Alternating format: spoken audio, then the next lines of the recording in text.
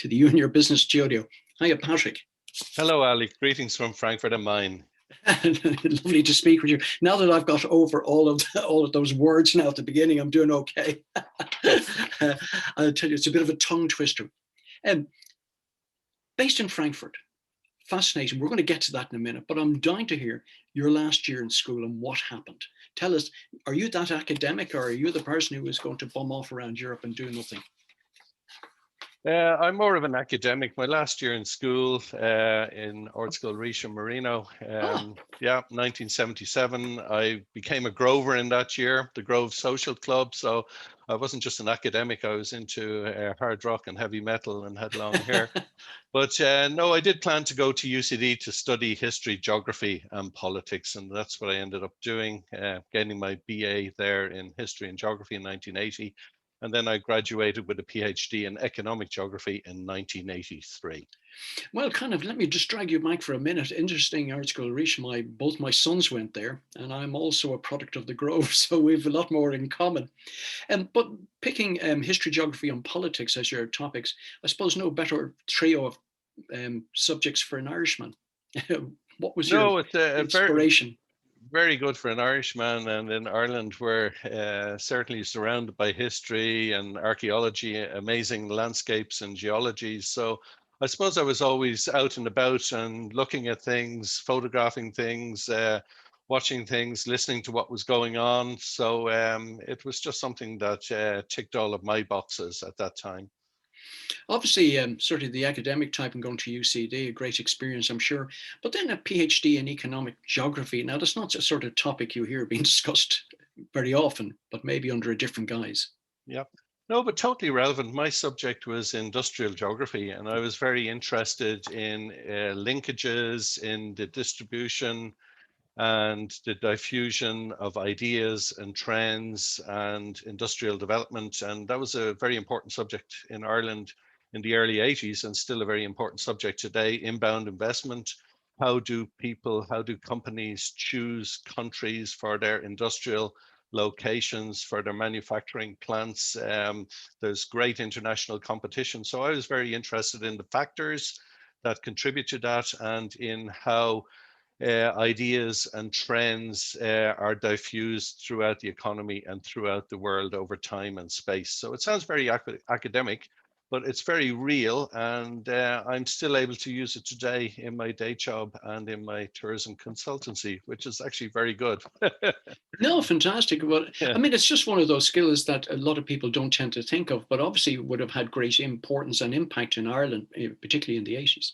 Yeah, exactly. And then I had an opportunity after college. I started learning German at the Goethe Institute in Dublin, which I can recommend to anybody who plans to learn German.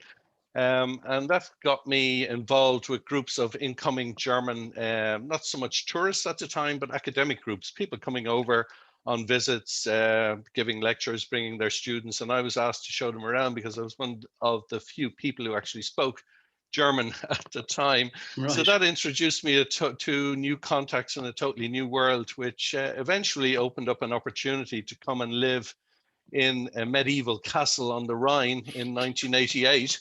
And it's the headquarters of the German Castles Association, and they research castles throughout Germany. And now they have an institute, the European Castles Institute, that archives and documents and researches castles throughout the whole of Europe. And that was my intro into the tourism business, because from there, then I moved to Frankfurt am Main to work for the Irish Tourist Board in Frankfurt. Yeah, I love the whole idea of, I can picture sort of castles on the Rhine, and particularly medieval ones. It's just one of those things, though, that you need to do when you're younger. Somebody said, "Do you fancy coming to a medieval castle on the Rhine?" You're going to go, "Yes." You just do it. Exactly. It must have been a fascinating experience and a cultural experience. How did you manage that? I mean, obviously having the language would have helped quite substantially, but there must have been adjustments you had to make. Of course, because people in different countries, different cultures, they have different customs, different habits, different ways of seeing and doing things. And you can learn a language at home, but the best way to learn a language and about people and culture and business is actually to go out and live and work in the country. And then it's a question of give and take. But maybe part of my constitutional way of doing things and thinking about things adapted very easily with the German way of doing things. When Germans say yes, they mean yes. When they say no, they mean no.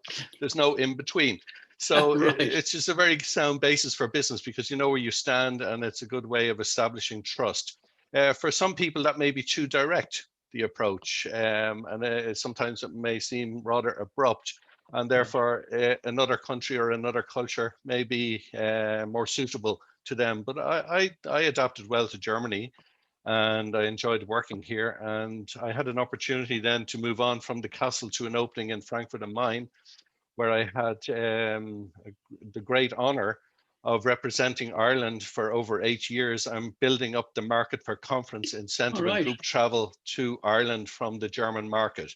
And in those days, we had less than half of 1% of the German market. We had about Right. 250,000 Germans coming on holiday to Ireland, including business travelers. And today, the market to Ireland pre-COVID from Germany is Yes. around 1% of the German outbound market, holidays of over 5 days duration, with Right. over 800,000 Germans coming to Ireland. And now we have conference centers and great hotels throughout the country. So now we really have something great to offer. Whereas when I was working there, it was really a frontier country because Right. we didn't have the hotel capacity, we didn't have the coaches, we didn't have a national conference center. All of that has been built in the meantime. But yeah, so that was my story at that stage. And what particularly attracted the Germans to Ireland, do you think? I think Germans are the world masters in travel. There are something like 70, nearly 80 million holidays taken every year from Germany. As I say, we've about 1% coming to Ireland. So they travel all over the place. Germans' favorite holiday destination is Germany. 35, 40% stay within the beautiful country of Germany and its regions. And the rest then travel throughout Europe.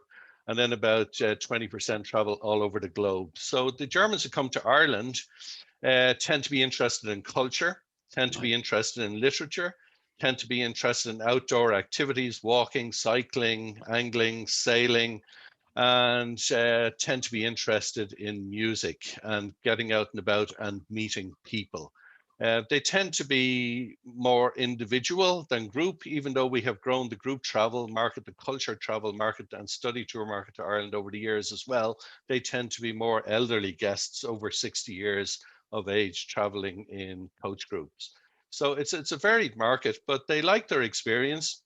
They're very critical guests. They have very good experience, travel experience. So they've been here, done that, got lots of t-shirts. So they Sure. know good value and good service, and they know bad value and bad service when it happens.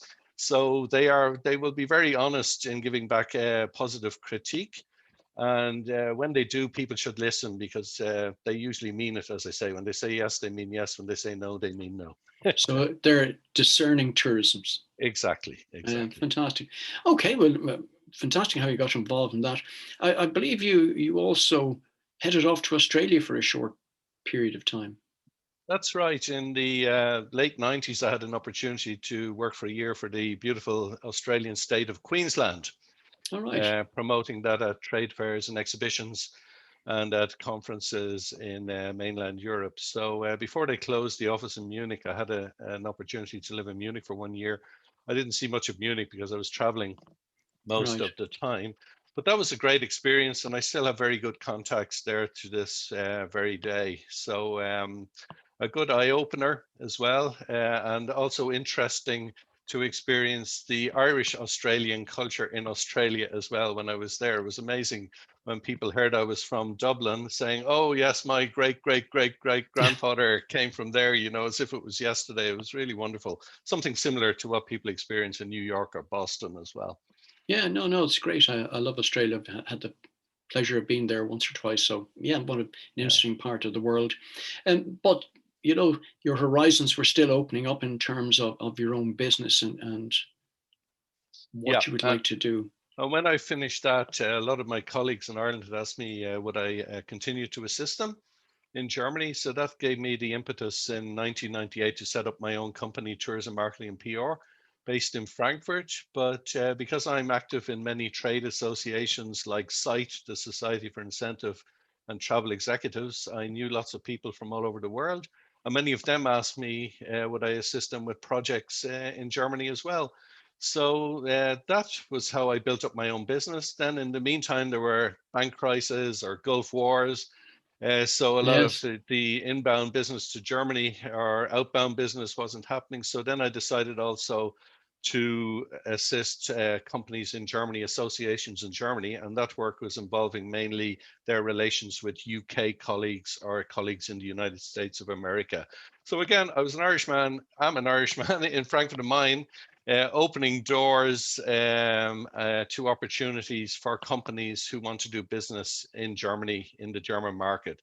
And since COVID arrived and as tourism has largely closed down, I'm now opening up perspectives to people in other industries who need contacts here in German associations, German trade exhibitions, and German trade press. Fantastic. And for people who'd like to contact you, Patrick, where can they do that? Patrick-Patridge.com. Would you like to give that again so we can find it? So Patrick. Patrick-Patridge.com. Okay, fantastic. Yeah. Let's just talk about doing business in Germany for starters, and then we Sure. can talk about the Germans and looking out elsewhere. Obviously, there's cultural difference. You mentioned one about the the distinct yes and no, but tell me, what are the strengths of working in Germany or working with Germans? Um, Germany is a very federal country. There's not just Germany. There are 16 federal states, and they all have their own federal capitals and institutions. But when it comes to industry and business, the Germans are all organized in clubs and associations and federations. So if you want to meet people who are players, who are thought leaders in any particular business or industry, or you want to be introduced to people in those industries, I always recommend joining or getting involved, participating in those industry federations and at their industry events, which tend to be their meetings or conferences or exhibitions. Exhibitions is huge business in Germany. It's the largest exhibition centers are in Germany. The big cities are all competing with each other: Berlin, Munich, Hamburg, Frankfurt. Frankfurt Sure. has the biggest international trade fair in the world, with Wow. some of the biggest exhibitions in their fields taking place here. So these are the places you don't just meet Germans, you also meet people from other countries. The biggest, most important industry trade fair in the world for the American Chamber of Commerce, for instance, is the Hanover Industry Fair. All That's right. where all major US innovations are introduced worldwide, in Hanover. So if you're dealing with America as well, and you want to meet leading players there too, you may also have to come to Hanover to meet them at the exhibition in Hanover. So that opens up a very broad perspective, like in tourism. And then finally, you have the international conferences, and they are all related to trade press. And that's where I and my colleagues, we assist people at those events and in gaining publicity in the relevant trade media, both online and print, so that you can generate an awareness so that when you turn up at an exhibition or a Sure. conference, people will have read about you, people will have heard about you, you may have ticked some of their boxes and they'd like to meet you. So it's very structured, it's very well organized, but once you know how it works throughout the year and in which places, then you can fit into that, you can allocate your budget and your people, and you can go out there like the rest of the world and try and gain business. And then it depends on who you are, how you present yourself, and what you're offering and your service, whether people then, of course, will do business with you. But that's up to Well, you then at that that's stage. yes. And where can people find out more information about all of these conferences and about the the trade press and things like that? Oh, if you just Google international trade conferences in Germany, you'll get the whole list of conferences taking place. There is actually a calendar as well of trade fairs, exhibitions, and conferences. Then the various industry associations, if you're a member of the Chamber of Commerce in Ireland, they would have links to their chambers of commerce in Germany, and they could provide you with links to their meetings and conferences, exhibitions, and trade press. One of the things that sort of struck me when you were talking about this was the sort of organization of the Germans in terms of their federations and being members of clubs. So this, you would suggest, is probably the best way to access German business people. Exactly. One, join your local Irish Industry Federation, Chamber of Commerce, Tourism Association, Board Fáilte. It's no longer Board Fáilte, it's Fáilte Ireland, sorry. Um, and they can help you in many respects, but they can only take you so far. Then it's up to you to get involved. And therefore, language is very good. It's not totally and utterly necessary Sure. because most Germans in business speak perfect English anyway. But yet, it does make a difference if you make an effort to speak in their language and to speak their language with them when you come out here. So that's one thing I recommend. And then the other is the calendar is there. People can sign up now online to attend events. And the best way to go out and learn about a country or about an industry and about what's happening is actually to go there. And you may turn up and it may be quite daunting because the scale of these events are quite humongous compared to Right. what you might be used to in Ireland or Britain. But that's the beauty of it then. There are lots of opportunities then, and there are lots of niches. So one thing I recommend to people is don't be daunted by the scale of the country. Don't be Right. daunted by the scale of the industry here. Find your niche and then work consequentially to establish yourself in that niche and make contacts and then deliver on the goods at the end of the day. And the great thing is, talking about culture, Right. when you do a good job here and people like you and they're happy with your service, they'll stick with you through thick and thin. Economic No. crisis, wars, pandemics, they will still stand by you and they are very faithful in that they are not very fickle. And that's one thing I like. And so therefore, we see that in tourism, when other countries' markets broke away, the Germans kept coming and they were quite loyal. So that's something I like, and which is something which should be respected and which they respect as well in their business partners. You picked Frankfurt as your home. Was there any particular reason for that? Well, originally, because this is where the Irish Tourist Board is based. It's still Right. based here today. But then Frankfurt is the center of Germany. Frankfurt is the major transport hub in Europe with the airport, with the railway station, with the motorways. So from Frankfurt, you can reach anywhere throughout Germany, throughout the world. Also, Frankfurt is the most international German city. It has the highest number of people from all over the world. I think there are people living here from 180 different countries. So Wow. it's a very international city. So there's an English theatre, English shops, English, Irish pubs. The Irish General Consulate opened up here last year. We have a new consul, John Lynham, is now based in Frankfurt am Main. IDA Ireland are based here. And it's also the internet data hub for the whole of Europe is in Oh, wow. Frankfurt am Main. It's also the major exhibition center and it's also the major media center and the major tourism center because of the airport and all the airlines. So for me in tourism marketing and communications, it's a perfect location. And then secondly, it's an address, and that's important in business that people see, oh, I've heard of that. I know where that is. Whereas if you're in some little village up the road, Rupert Sutton, that no one's ever heard of anywhere, means nothing. Whereas in business, they can place you straight away, and that's very important too. It's also the home of the European Central Bank. And how I know that was I was visiting a friend of mine and we were staying in a place called Bad Filbel, just outside Oh, I Frankfurt. know Bad Philbin, and there are 180 Irish people working at the at the European Central Bank. So there's a very good Irish community here. I'm also on a voluntary level. I'm the social media manager for the Irish Business Network in Germany. Oh, We fantastic. have hashtag IBN Germany. You can follow us at IBN Germany on Twitter. And it's a very good network of Irish business people and people involved in business, German Irish business here in Germany and Ireland. So I could recommend people to check that out every now and then. And if they're coming to Germany and need some advice or need some help, IBN Germany members are happy to assist. And we work together then with the Irish Embassy in Berlin, as I said, the General Consulate of Ireland in Frankfurt, whose main brief is to develop business from Germany to Ireland. So there's a lot happening here in Frankfurt am Main, and it's a good place to be. Maybe not at the moment with lockdown and the Right. consequences of COVID for all of our industries and businesses, but when that's over, this is the kind of base that this is coming back to economic geography again. Yes, of The, course. the first consulate that Ireland has opened on mainland Europe post-Brexit is in Frankfurt am Main.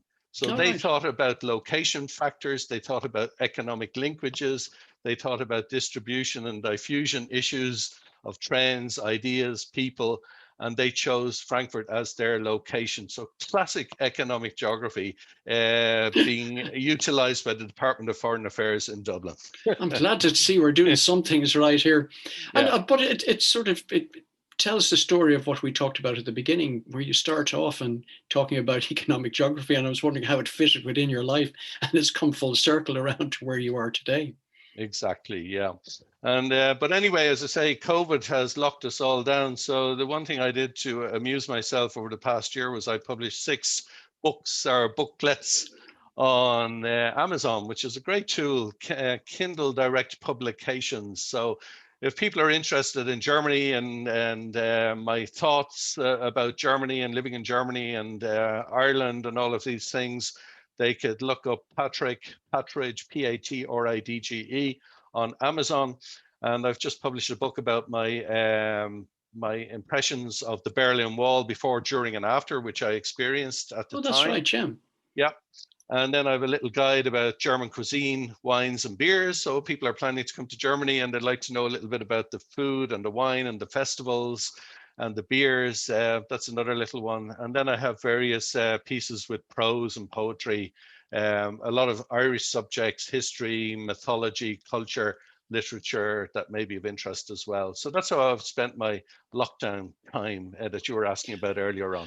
Well, you've certainly reached back into your past with history, geography, and politics, and getting involved in all of that, which is great.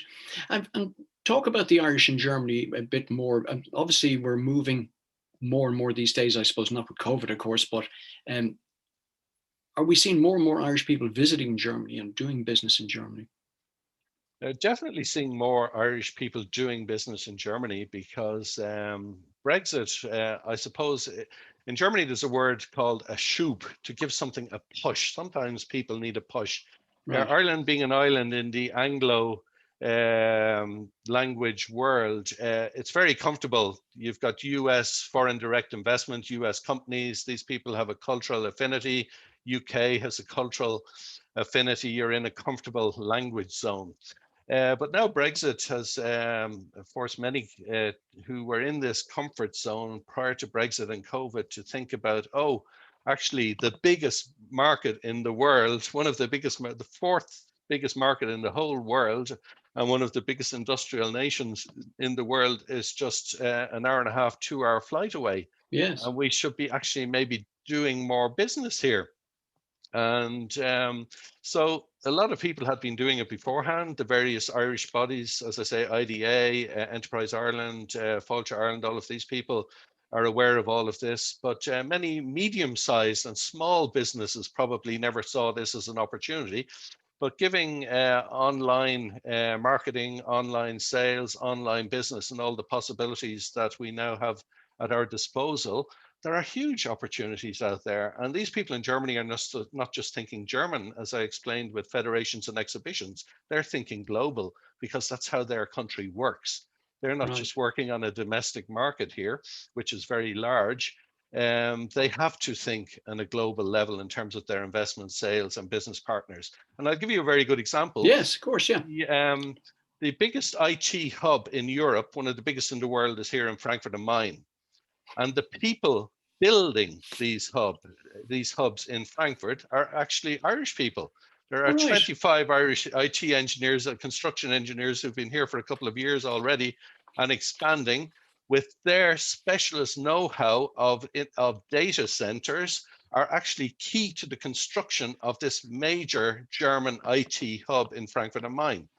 So that's an example of a small Irish niche Mhm. expertise in building IT data centers, which are phenomenal Yes. facilities here in Frankfurt am Main, contributing to the construction of that important infrastructural base here in Germany and in the European Union, an Irish company. Well, it seems to be that sort of more the large Irish companies are keen to get out and go abroad and explore the markets that are there. Um, is it the language barrier you think for SMEs or something that's or perceived language barriers that you think is holding them back? Yeah, it's I'd say it's perceived. You used the correct word there, Alec, because most people in German business speak English anyway. They learn it at school, they learn it at college, they learn it in business schools. They have a big English language environment in terms of culture and music and entertainment here as well. So it's a perception one. But as I say, there we have the Goethe Institute in Ireland, and we have other educational bodies who would only be too happy. And I learned German as a hobby. It wasn't in school. There was no compunction to do exams. I learned to speak German. Why you say it this way and why you say it that way and not the other way, totally irrelevant at the beginning. And that Yeah, comes along in due course. Whereas in school, the focus tended to be on translation and grammar and all sure. of these things, and it turned people off. It's why a lot of people never ended up speaking Gaeilge to this day. Yes. And whereas the approach the environment I learned it in was just speak. You want a beer, you learn how to ask for a beer. Why you say it this way and not another, totally irrelevant. Um, so I would say that's the perception. They don't need it absolutely, but there's no harm in having a little bit for when they come out for the niceties and for the social chit chat and small talk, whatever.